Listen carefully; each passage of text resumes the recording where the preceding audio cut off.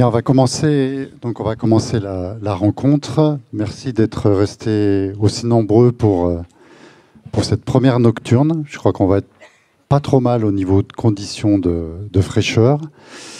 Donc, petite rencontre on va dire, de 40 minutes, 45 minutes avant d'ouvrir la discussion avec vous, j'espère. Et je pense que vous aurez pas mal de questions sur le film et en lien avec la discussion qu'on va avoir. Donc j'aimerais vous présenter assez brièvement, mais de manière plus détaillée, Pauline Julier, donc, qui est artiste plasticienne et cinéaste. Vous abordez le cinéma sous l'angle de la recherche, qu'elle soit scientifique, historique, ethnographique ou par votre travail plastique sur le rapport aux images, pour explorer comment les histoires, les rituels, les connaissances, les savoirs ou les images créent et animent les liens entre les humains et leur environnement. Et ça, c'est, je pense, un objet de discussion entre vous deux. On pourrait juste, d'ailleurs, arrêter la discussion à ce moment-là, sur juste cet angle-là. Donc, vos projets font l'objet d'enquêtes, en général, au long cours, et peuvent se décliner sous différentes formes en fonction du contexte de restitution. Donc je pense notamment à votre, donc je vais le dire en français, votre projet qui s'appelle Histoire naturelle, qui a fait l'objet de plusieurs qui s'est déployé en plusieurs médiums. D'abord une exposition, puis un livre et un film, donc sur nos manières de penser et de représenter la nature. Et puis, vous avez signé un autre film, un deuxième film qui s'appelle Way Beyond, qui suit les travaux d'une commission internationale d'experts chargée de superviser le chantier de la construction d'un accélérateur de particules au CERN, à Genève, et montre comment la recherche scientifique doit passer par des stratégies de communication, de marketing, pour convaincre à la fois l'opinion publique et aussi les financeurs potentiels. Et je profite d'ailleurs de vous parler de ce film Way Beyond pour vous dire que vous pouvez le voir en ce moment pendant un mois sur la plateforme de cinéma documentaire Tank, avec qui la Manufacture d'idées a établi un partenariat cette année. Donc vous pouvez voir 3 films des 3 réalisateurs qu'on a invités, donc le film de Pauline Julier, un film de Fabrizio Terranova, dont nous passerons le film vendredi, le portrait d'Isabelle Stengers, et puis un film de Dominique Marchais. Dominique, je l'ai vu là, il est là, dont on passera en avant-première le nouveau film La Rivière. Donc voilà pour ce préambule. J'aimerais vous poser comme première question, en fait, Follow the Water est le premier volet d'un projet qui s'intitule Occupy Mars, qui est une enquête que vous développez avec Clément Postec, qui explore Mars comme le miroir de notre situation terrestre contemporaine, à travers ce qu'on a pu voir là dans Follow the Water, les questions d'extractivisme, de conquête spatiale et de néocolonialisme. Donc, je vais vous poser une question toute bête pour contextualiser les choses. Quelle est l'origine de ce projet, Occupy Mars? Et comme le Follow the Water est le premier volet, quelle suite entendez-vous lui donner? Est-ce que vous savez déjà les prochains terrains que vous allez explorer? Merci pour cette présentation.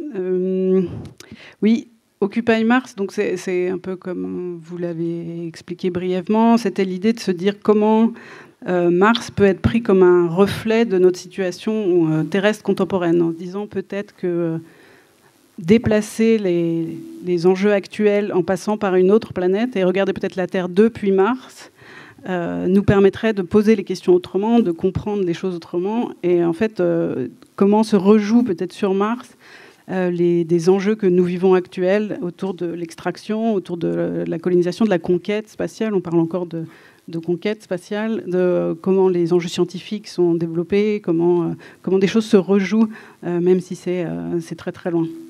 Avec peut-être, et ça c'est peut-être une figure un peu hawaïenne, de se dire comment Mars est un peu un symbole comme ça, ou une métaphore d'un présent épais, comme vous appelez parfois, et de se dire, tiens, Mars pourrait fonctionner comme une boule de cristal qui nous renseigne à la fois sur le passé de la Terre, puisque comme c'est un peu développé dans le film, cette idée que Mars est une archive de la Terre, comme ça c'est une planète sœur de la Terre, et comme c'est une planète morte en termes scientifiques, la tectonique des plaques, il n'y a pas de tectonique des plaques, donc les traces de l'origine de la vie, s'il y a eu de la vie sur Mars, sont encore visibles. Donc on cherche là-haut à trouver peut-être des traces de la vie. Ça nous renseignerait sur notre passé.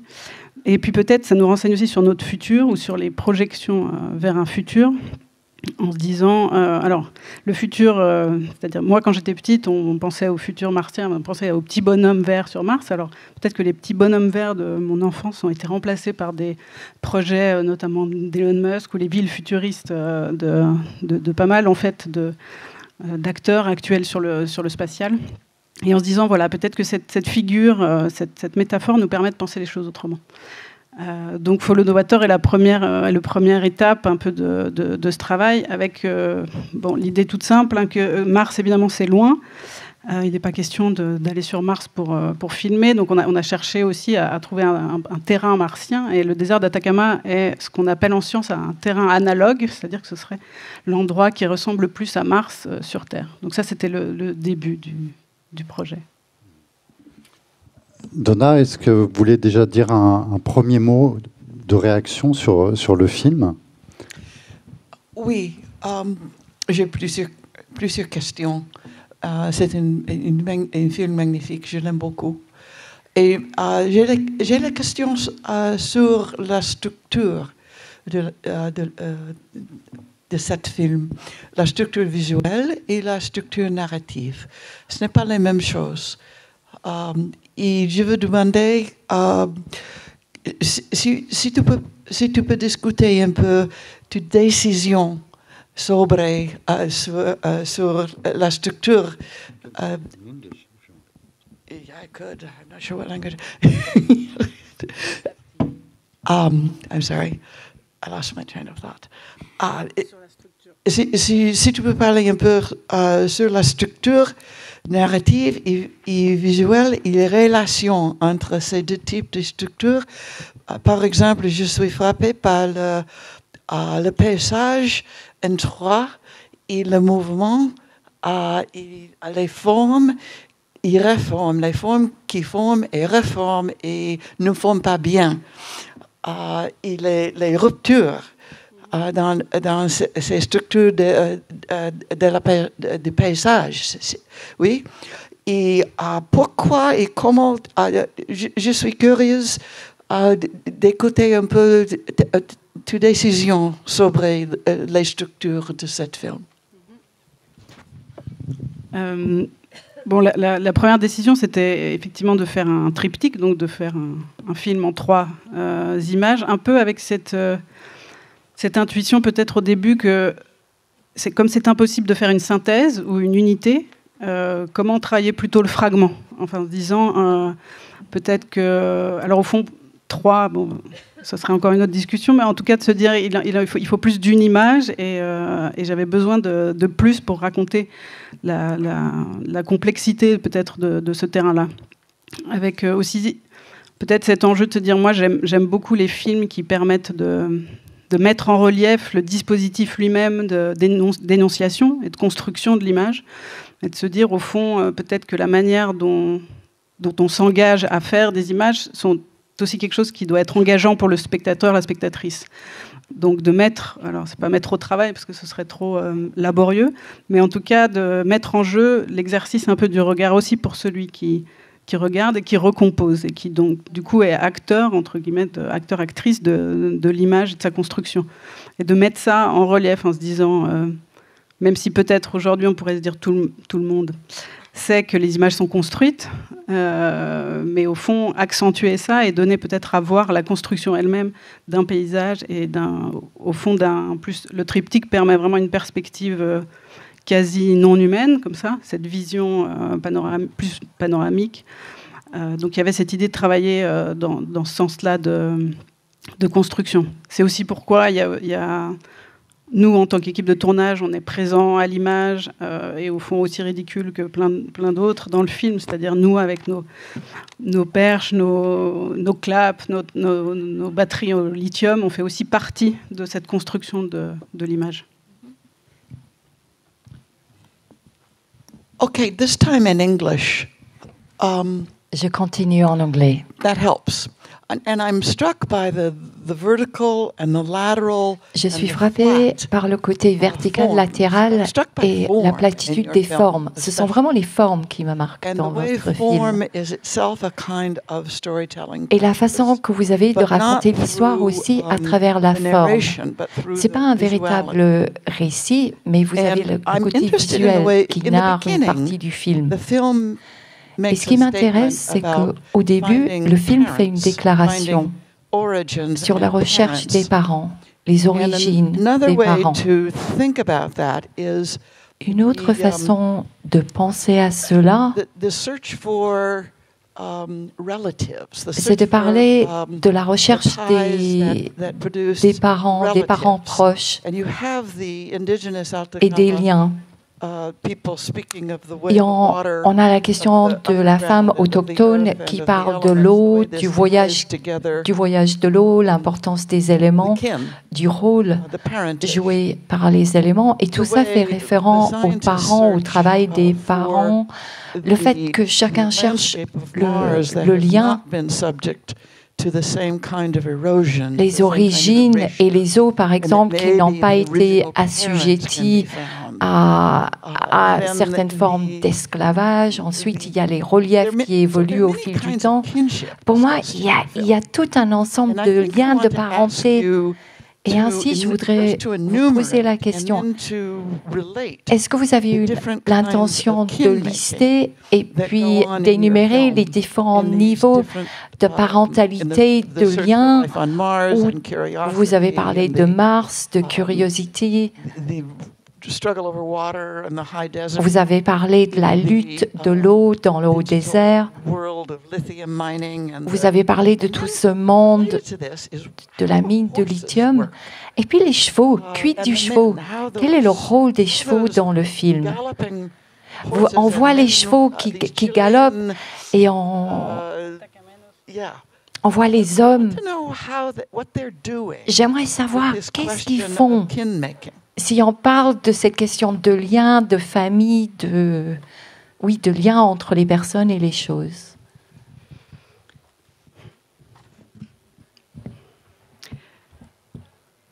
Je ne sais pas si je peux répondre à la question des liens de parenté. En tout cas, pas comme ça. Mais peut-être que la manière dont le film essaye d'exprimer des liens qui sont à la fois visible mais aussi invisible.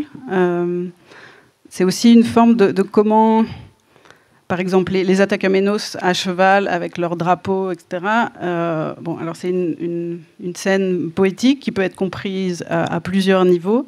Mais moi, mon idée, c'était de se dire, ok, comment ils amènent en fait une tempête, puisque là, l'idée pour moi, c'est qu'ils démarrent une forme de poussière, et cette poussière entraîne tout, et cette poussière fait tomber la nuit, là en l'occurrence. Mais cette poussière balaye aussi les tentes de la NASA, balaye tout ça, et on revient, alors je ne trouve pas d'autres mots, mais à l'essentiel, je ne sais pas si on peut dire ça comme ça, mais en tout cas à quelque chose d'une forme de contemplation du ciel, et un moment pour Karen de raconter autre chose vis-à-vis de l'eau. Et je pense pour moi, elle dit à ce moment-là un petit peu la même chose que Nathalie Cabrol, qui est l'astrobiologiste au début du film, qui est de dire comment tout est lié.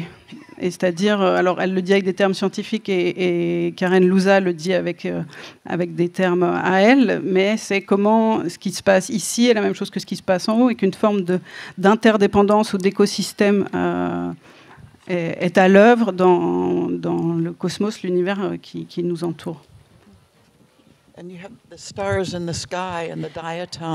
Les étoiles dans le ciel, les diatomes, l'eau et l'écho. Et il y a tellement de vos formes qui mettent en exergue, qui servent de miroir pour les autres. Il y a des systèmes de transportation, il y a curiosité, il y a les chevaux, les camions.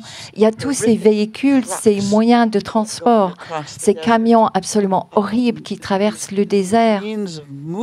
Ce sont tous des moyens de mouvement, de créer le mouvement dans le film. Et j'ai eu l'impression que ces moyens qui donnent le mouvement, ces véhicules, c'était essentiel pour créer quelque part les points, comme si c'était un fil avec une aiguille pour créer le mouvement et le fil.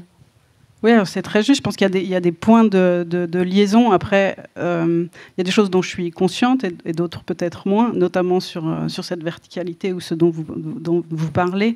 Peut-être que moi, j'avais une approche descriptive, en fait. Donc, il y a aussi quelque chose que je tente de décrire, et j'échoue, évidemment. Mais donc, dans ces formes, où, au fond, je ne fais pas grand-chose d'autre que de reproduire ce que moi, je crois voir sur place, et de tenter de donner, via la forme aussi en triptyque, quelque chose de cette sensation, effectivement. Alors là, pour l'horizontalité, mais ça veut dire aussi pour ce sol, et la question de la peut-être du lien avec les étoiles ou avec ce ciel, ou en tout cas une forme de profondeur aussi qui va avec le début du film, avec cette plongée. C'était aussi se dire comment, effectivement, comment peut-être il y a quelque chose qui se passe entre ces deux formes. C'est juste, j'aurais pas grand-chose à dire de plus que ce que vous dites déjà. Moi, j'aimerais... Donna a évoqué la question de la narration. J'ai l'impression que les rovers jouent un rôle assez important dans la narration, dans le récit du film. On le voit à travers la personne qui mime, en fait. Et on a l'impression des fois que tu filmes les paysages, les pierres, à la façon dont un rover pourrait justement les voir. Donc il constitue une espèce de fil rouge comme ça de l'enquête justement par la multiplicité les multiples perspectives, les différents points de vue qu'il révèle. Donc dans les images qu'il nous montre, à la fois avec les caméras, les outils dont ils sont équipés et qui permettent la transmission d'images que les scientifiques vont analyser. Mais aussi, tu as fait allusion à ça, et j'aurais une question après à te poser à ça, c'est-à-dire sur la question du lithium, puisqu'ils sont équipés de batteries au lithium, donc qui symbolisent les logiques d'extraction, d'exploitation, d'appropriation de l'eau, et on en reparlera avec toutes les conséquences que ça a. Et puis, je faisais allusion à Way Beyond. C'est vrai que les rovers font aussi, on le voit là avec Nathalie Cabrol au début qui en parle, on sent quand même que c'est au cœur d'une stratégie en fait de conquête spatiale, ces engins. Qu'est-ce que tu peux nous en dire justement de ces multiples facettes en fait? Bon, moi j'ai une grande fascination pour les rovers. Bon, à la fois parce que c'est des espèces de petits laboratoires portatifs comme ça que les scientifiques ont inventé, mais aussi pour tout ce que j'ai découvert derrière et qui est raconté dans le film, de toute la relation et que les scientifiques, les ingénieurs créent avec ces machines, mais qui sont un peu plus que des machines pour eux. Et effectivement, en étant dans le désert, on a tenté aussi de se dire qu'est-ce que serait qu'une perspective rover. Alors bon, on n'a pas forcément trouvé, puisque au fond, c'est très difficile de se mettre entre guillemets à la place d'une machine, mais justement, il y a peut-être une espèce de tentative échouée comme ça qui raconte peut-être une forme de regard entre la machine et l'homme, et l'être humain. Et en relisant pour cet été Manifeste Cyborg, que j'avais lu il y a longtemps et que j'ai relu là, je me disais, tiens, est-ce qu'au fond, il y a quelque chose parce que dans Manifeste Cyborg, vous parlez du cyborg comme un mythe politique ironique.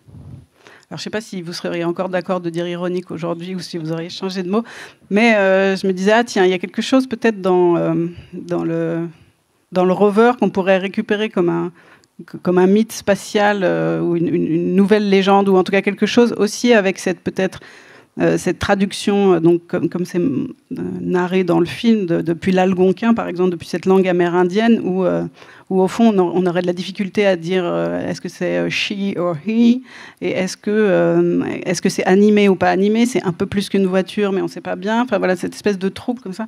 Et je trouvais, par exemple, intéressant aussi de vous poser des questions vis-à-vis d'un mythe politique ironique aujourd'hui. That's really interesting, and that Ça, c'est vraiment intéressant. Et ça me permet de penser aux gestes et aux mains surtout. C'est-à-dire les mains du robot, ou en tout cas tout ce qui sert à ramasser les échantillons. Pendant très très longtemps, les mains, c'était comme des cadres.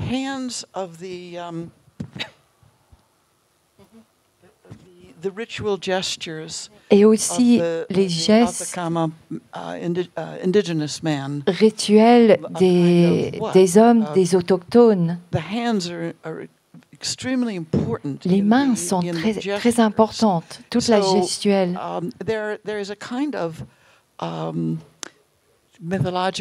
Donc, à mon sens, il y a un genre d'importance mythologique.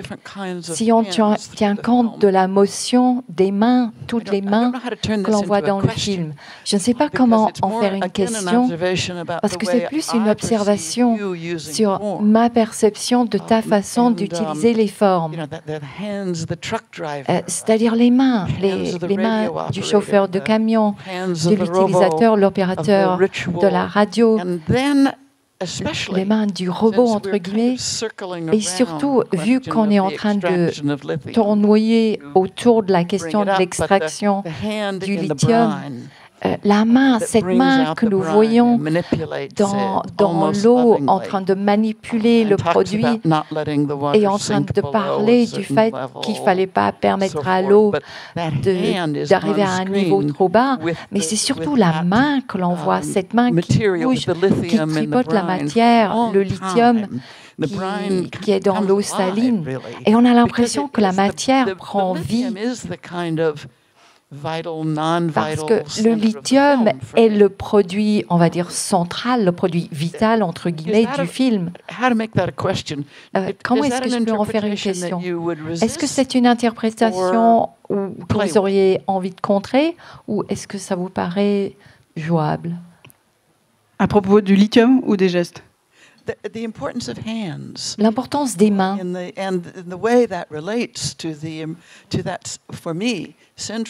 Et le rôle des mains par rapport à cette scène centrale où il y a la main qui est dans l'eau et qui tient, qui ramasse le lithium, qui l'écrase et qui en fait un genre d'éponge. Je pense que c'est une très belle manière de rentrer ou de raconter le film, effectivement. Je ne suis pas sûre d'en être consciente, mais effectivement, la manière dont vous relevez plusieurs points fonctionne bien, donc je n'irai pas contre. Après, peut-être que moi, je n'ai pas l'impression de travailler en me disant, tiens, c'est ça le point. Alors, au même titre, là, pour reprendre vos gestes, je pourrais dire que moi, j'essaye de travailler, par exemple, en faisant comme ça. Donc, si ça, c'est le lithium, en faisant comme ça, et en essayant de décrire plutôt ça. C'est-à-dire tous les liens qui relient. Donc, effectivement, on soulève le lithium, mais on raconte tous les liens qui l'attachent à ce territoire ou à ce site d'attachement, ou je ne saurais pas comment l'appeler, pour dire qu'au fond, tout le travail, en tout cas, je crois, peut-être pas tout le travail, mais mon travail documentaire consiste à raconter les liens entre les choses. Et donc, évidemment, pour faire des liens, il faut du geste. Ça fait sens? Moi, j'aimerais rebondir sur le lithium et par rapport au geste que tu as fait. J'ai deux questions. La première, c'est est-ce que tu as pu... Parce à la fois, le lithium est présent, mais malgré tout, il est absent aussi. Donc, c'est juste des questions très matérielles et d'autorisation. Est-ce que il y a des choses que tu n'as pas pu voir, que tu aurais voulu voir, filmer Et puis j'ai une autre question. Donna parle souvent de la culpabilité contre la responsabilité, en fait, versus la responsabilité. Est-ce que tu as été rattrapé par ce sentiment de culpabilité à propos du lithium, à propos justement de filmer avec des caméras qui auraient des batteries au lithium? Donc tu as fait allusion à ça, justement, quand on voit les claps, cette forme d'ironie. Est-ce que justement cette forme d'ironie, c'était pour éviter une espèce de discours un peu soit innocent, soit un peu moral, en disant bah voilà, l'extraction du lithium c'est pas bien. Par contre, nous on fait un film avec des équipements au lithium, mais on n'en parle pas trop, voilà. Oui, je pense que l'idée, c'était justement de ne pas dire voilà les grands méchants exploitants de lithium. Aussi parce que, bon, vous dites le lithium est absent du film, mais au fond, qu'est-ce que ce serait de rendre visible le lithium? Mais non, on a eu beaucoup de difficultés à rentrer dans la mine, évidemment, puisque ça ne fait pas partie du genre de... Bon, bien que je pense qu'ils se fichent complètement de ce genre de film, mais... ils n'autorisent pas des gens à venir filmer, donc ils autorisent à donner les footage et tout ça, mais pas de... Donc on a eu des difficultés à rentrer. Après, l'idée, c'était... Je ne sais pas si la culpabilité, en tout cas pas, peut-être une forme de responsabilité ou de honte, à dire peut-être que c'est comme ça qu'on extrait le lithium, dans ces conditions, etc. Et effectivement, d'essayer d'éviter à tout prix d'avoir une position de surplomb dans ce qui arrive encore beaucoup, dans beaucoup de documentaires ou de films qu'on voit aujourd'hui, de dire, voilà, il y aurait une position morale de celui qui fait les images, de celle qui les construit. Donc se dire qu'on fait partie du problème, hein, ça ce serait, on est dedans, comme dirait Bruno Latour, ou bien on est au cœur au ventre, dans le ventre de la bête, comme vous diriez vous. Donc on fait partie du problème, et c'est bien ça qui le rend encore plus complexe. Et je crois que le film tente de raconter un peu cette complexité.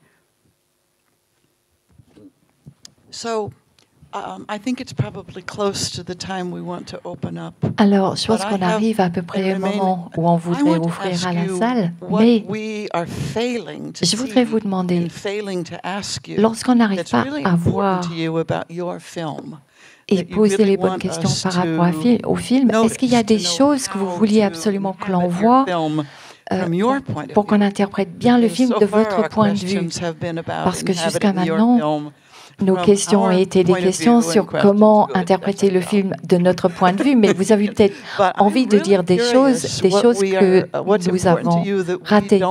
Qu'est-ce qui est important pour vous et quelles sont les questions qu'on ne vous pose pas, qu'on devrait poser? Non, c'est très prétentieux.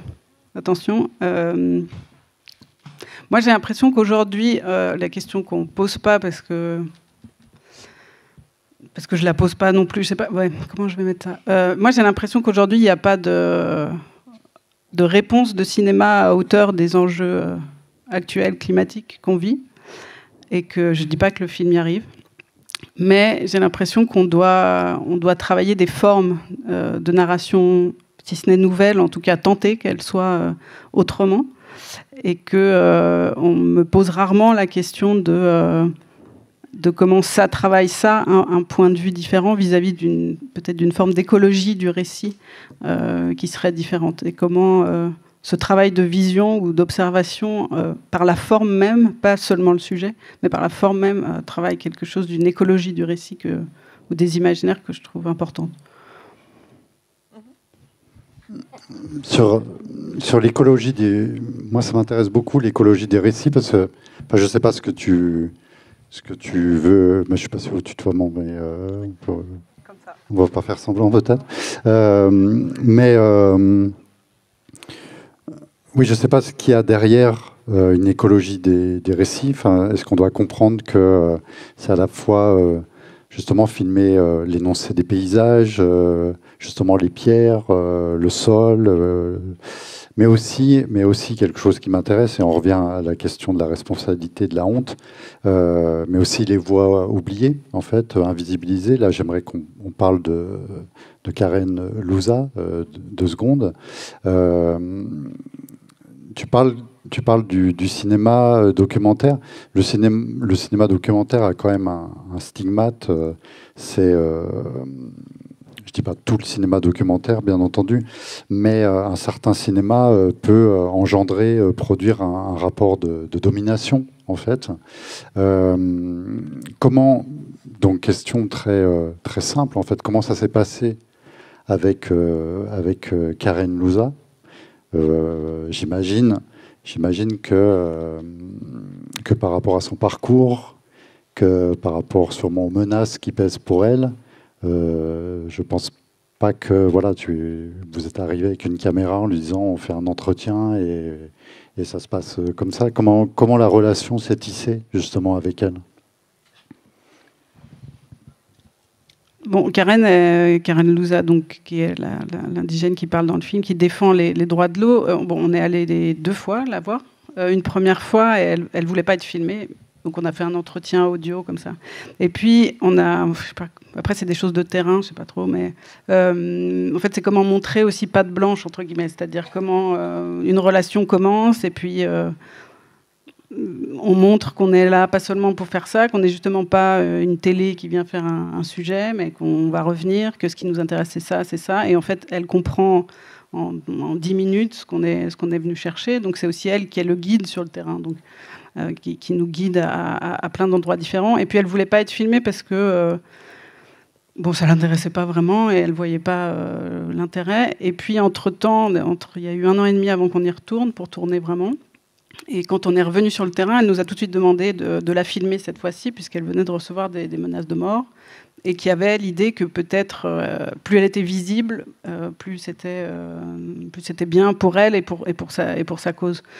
Donc c'était finalement une fois ça, c'était assez simple, puisqu'on est resté en contact tout ce temps, évidemment, et qu'il y avait quelque chose d'une confiance qui s'est établie. Mais au fond, je sais pas, que ce soit avec elle ou avec d'autres gens que je filme de manière générale, la confiance est un peu le début de la relation. C'est complètement banal ce que je dis, mais disons, voilà, pour sortir une caméra, il faut déjà que quelque chose se soit un petit peu établi.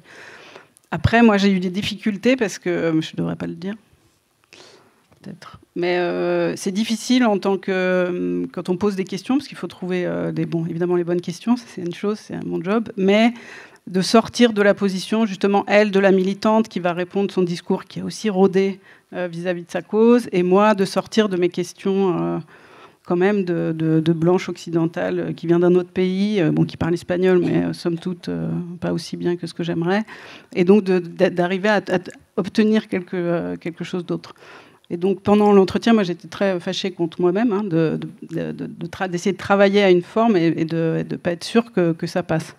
Après, comme elle est très, très généreuse et qu'elle a mis en place tout le reste, donc c'est-à-dire la course avec les chevaux, c'est elle qui travaillait derrière. Enfin, il y a eu tout l'accompagnement du film qui a fait qu'on se sentait mieux, mais c'est des questions que je me pose à chaque fois que je tourne.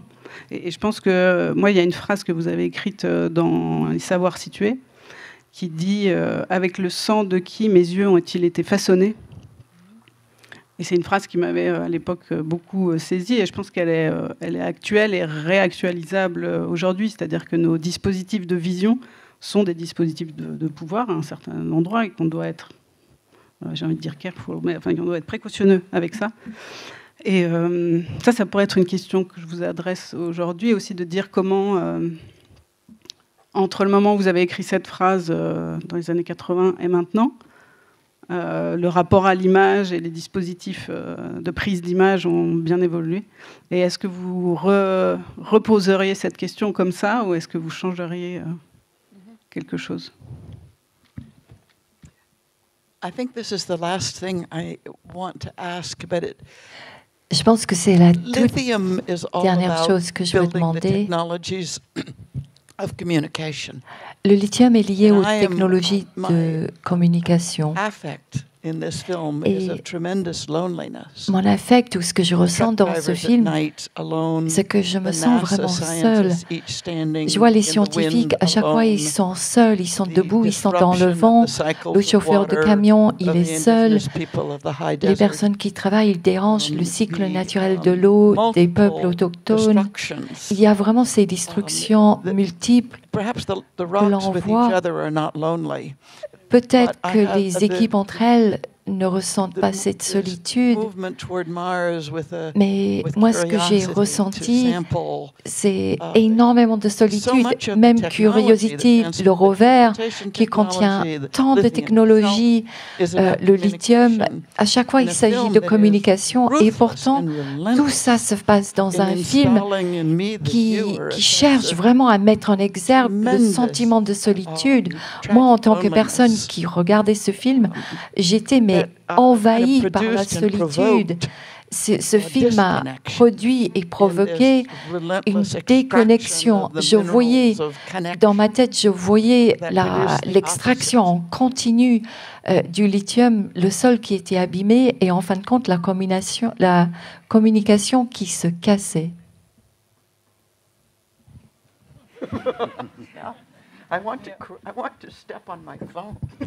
Oui, moi j'ai envie d'écraser mon téléphone avec les pieds. Mais on va peut-être prendre des questions, vos questions. Alors le problème, c'est que on vous voit pas, donc il va falloir venir vers nous, nous arracher le micro. Non, là, on ne vous voit vraiment pas. On voit les 4 premiers rangs à peu près. Hein, mais s'il y a des questions au fond, il va falloir dire très fort que vous avez des questions. Donc, je ne sais pas s'il y a un micro. Je vois Fabien qui a un micro. Et s'il y a des mains qui se lèvent.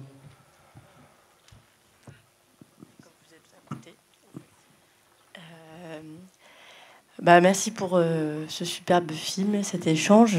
Moi, j'ai une question à titre d'information, en fait, sur un passage que je n'ai pas trop compris. À un moment donné, on voit des affiches,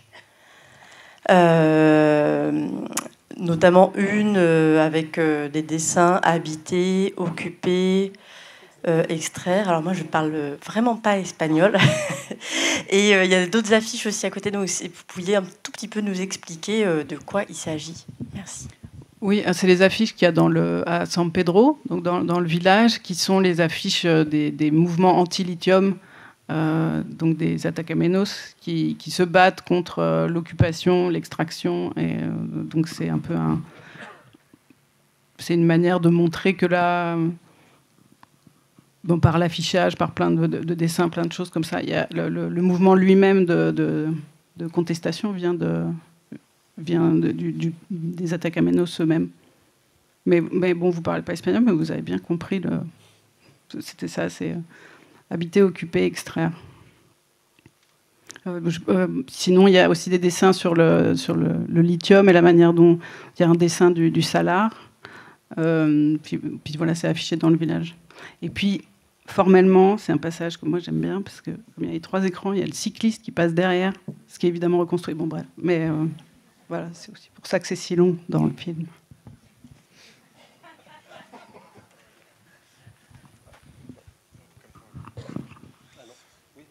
Ok, pardon. Bonsoir, merci pour cette présentation qui était vraiment très belle, et surtout le film qui est somptueux.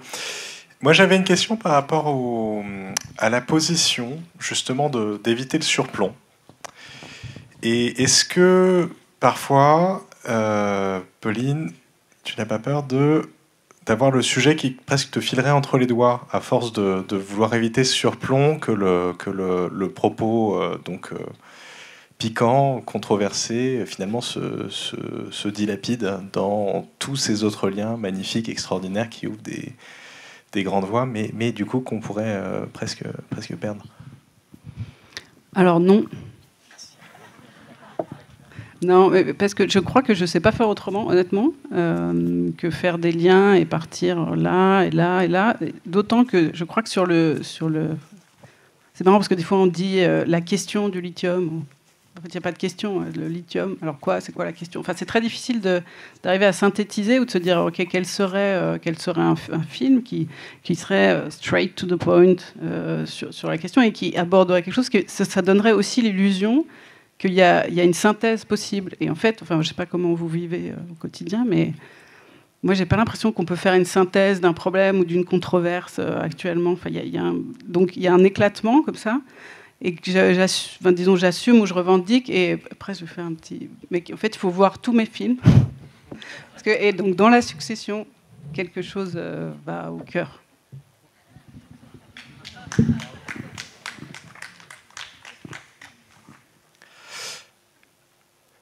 Oui,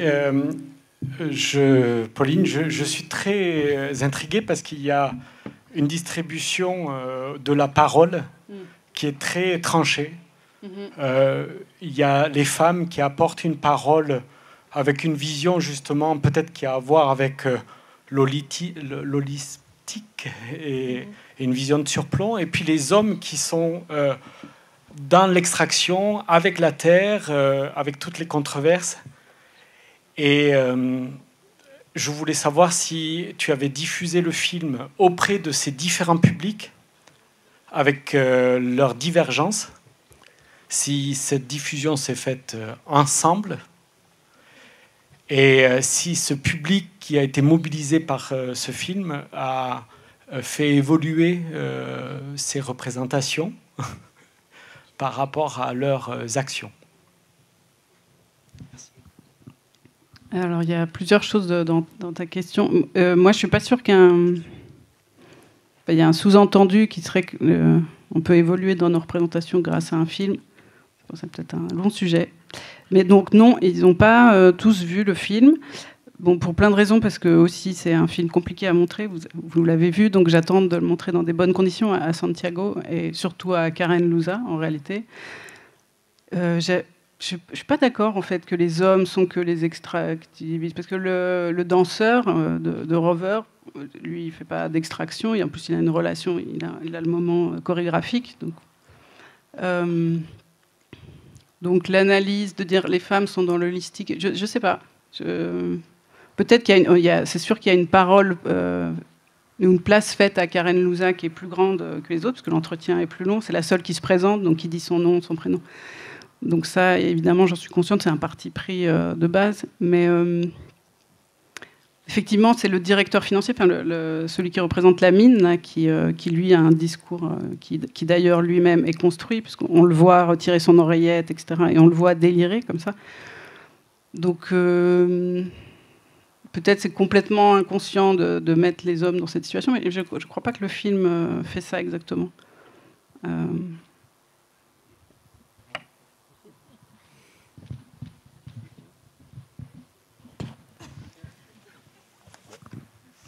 Juste, moi je suis tout au fond.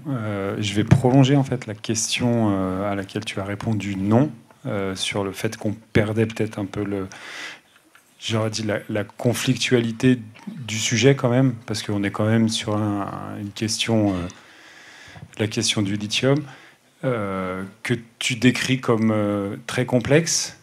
Néanmoins, il y a quand même une unité, c'est qu'il y a une communauté qui lutte, si j'ai bien compris, et je ne crois pas me tromper.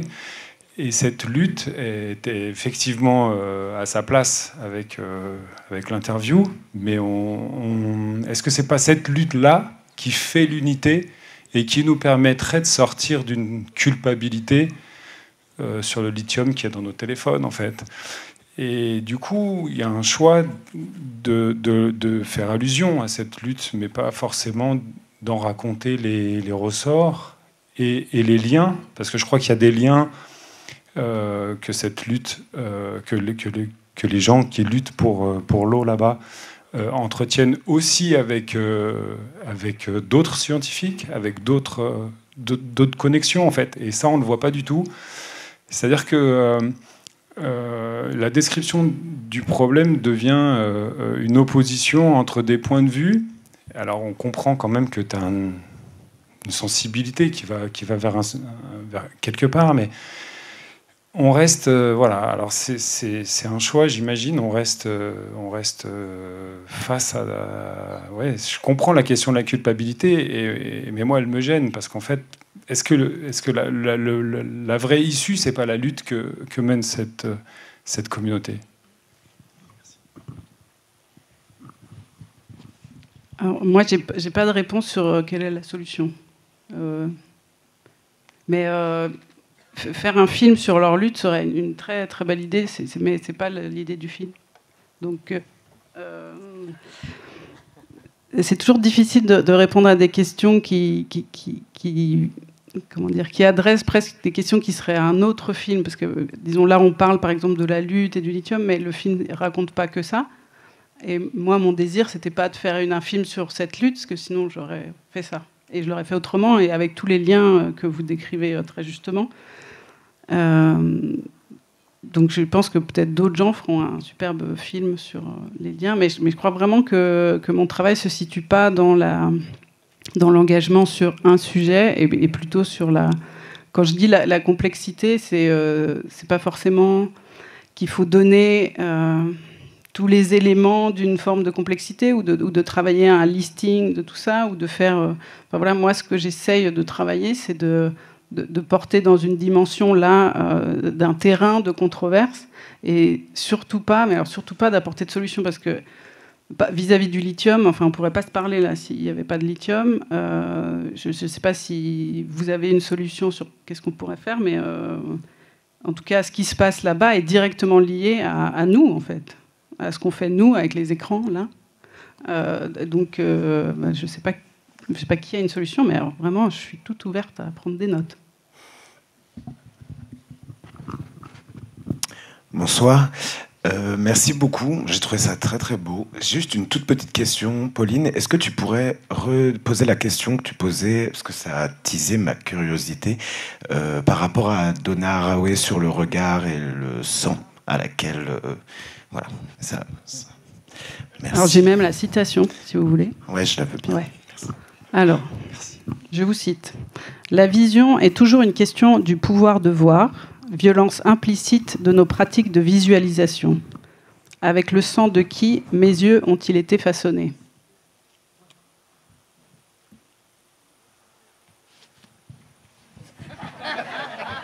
C'est pas moi qui l'ai écrit. Hein. Je me souviens très bien, effectivement.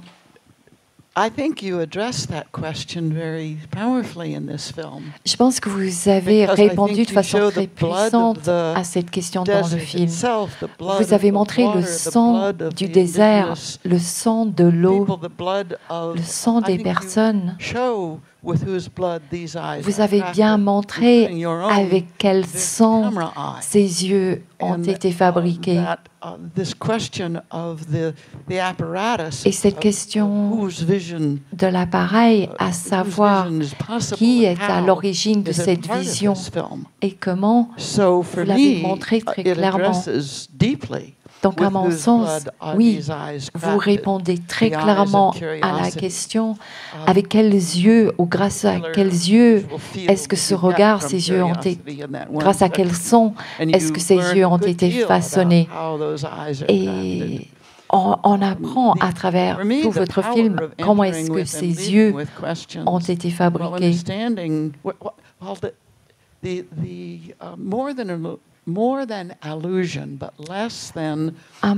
À mon avis, vous faites surtout allusion à la lutte. Vous ne montrez, vous ne visez pas la lutte, comme vous avez dit. Je ne sais pas trop quoi dire, à part le fait que je trouve ça ironique que vous utilisiez cette citation. Et quand j'ai créé cette citation, il s'agissait de la digitalisation, à savoir avec quel son ces yeux ont été créés. Et je pense que c'est vraiment au cœur de ce que vous avez fait et montré dans le film. Merci.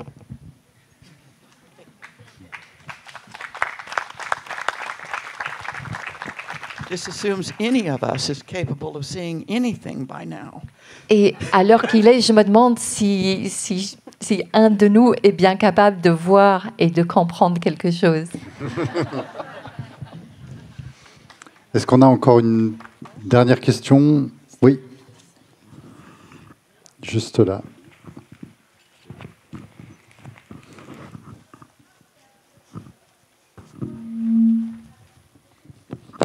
Bonsoir. Alors, quand je regardais votre film, bien sûr, je ne pouvais pas m'empêcher de faire des tas de petits liens avec Nostalgie de la lumière de Patricio Guzmán, bien que ce soit un autre film et autre chose. Mais sur ce territoire-là, voilà, c'était assez présent, surtout quand on parle de l'eau, on parle de la mémoire. Et en même temps, effectivement, il y a cette ouverture sur cette vision miroir. Et voilà, je voudrais savoir comment vous, en fait, quel lien vous entreteniez aussi avec ce film. Oui, c'est très juste, merci de le mentionner. Évidemment, et ça arrive de plus en plus, il y a plein de terrains qui sont déjà très habités comme ça de plusieurs types d'imaginaires ou de plusieurs films, de plusieurs représentations, etc. Donc c'est évidemment un film auquel on a pensé, que j'ai revu d'ailleurs. Après, oui, ça fait partie des choses qui habitent ce désert complètement. Ça me semble, c'est très difficile pour moi d'en parler parce que c'est aussi fait par un Chilien lui-même, donc il y a un lien avec l'histoire de ce pays que j'ai pas. Donc ça a été, je sais pas tellement comment répondre à votre question, hormis que ça fait partie des imaginaires qui nous ont accompagnés et qui en réalité, c'est ça que je trouve assez beau, accompagnent les gens il y a beaucoup de gens en France qui ont vu ce film. Donc les gens qui regardent ce film ont aussi en tête ça. Et je pense que cette manière que les imaginaires travaillent ensemble, ça me plaît beaucoup. Je suis très honorée que vous ayez pensé à ce film en même temps. En tout cas, je trouve que ça fonctionne. En tout cas, je trouve que le tissage des deux films raconte. Et voilà, je trouve ça très beau. Merci. Bien, merci beaucoup. On va en rester là. Juste deux petites annonces, puisque vous avez fait allusion au film de Guzman. Donc demain, on passera le dernier film, le nouveau film de Patricio Guzman, dont j'ai oublié d'ailleurs le titre. Voilà, ça montre que, comme dit Donna, on arrive à un moment de la soirée déjà difficile, et c'est le premier jour, donc vous imaginez dans 5 jours. On va peut-être aller à la buvette, ça nous fera du bien tous. Donc le film de Patricio sur la révolution chilienne et sur toute la question de cette nouvelle constitution qui finalement n'a pas été adoptée. Enfin bon, suivi d'un débat. Et puis demain, donc, on vous donne rendez-vous à 9h15 pour parler de savoir situer, justement, avec Christelle Gramaglia et Bénédicte Zitouni, qui vont interroger justement la notion que Donna avait émise et la revisiter justement à l'aune aussi des questions écologiques actuelles et de leurs terrains respectifs. Voilà, merci beaucoup. On vous dit à demain et puis on peut aller finir cette conversation à la buvette. Merci à tous.